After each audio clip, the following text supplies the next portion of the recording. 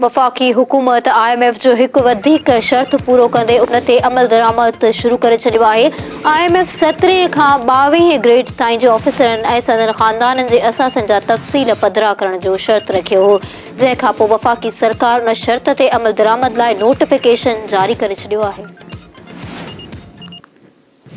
वफ़ाक़ी हुकूमत IMF जो एक वधीक शर्त पूरो कंदे उन ते अमल दरामद शुरू करे छॾियो आहे। IMF 17 खां 22 ग्रेड ताईं जे ऑफिसरनि ऐं संदनि ख़ानदान जे असासनि जा तफ़सील पधिरा करण जो शर्त रखियो हो, जंहिं खां पोइ वफ़ाक़ी सरकार उन शर्त ते अमल दरामद लाइ नोटिफिकेशन जारी करे छॾियो आहे। वफ़ाक़ी सरकार पारां जारी कयल नोटिफिकेशन में 17 खां 22 ग्रेड जे ऑफिसरनि ऐं संदनि ख़ानदान जे असासनि खे गोशवारनि में ज़ाहिर करण लाज़मी करार ॾिनो वियो आहे। नोटिफिकेशन में चयो वियो आहे त 17 खां 22 ग्रेड ताईं जे ऑफिसरनि ऐं संदनि ख़ानदान जे असासनि जा तफ़सील जमा कराइणा पवंदा।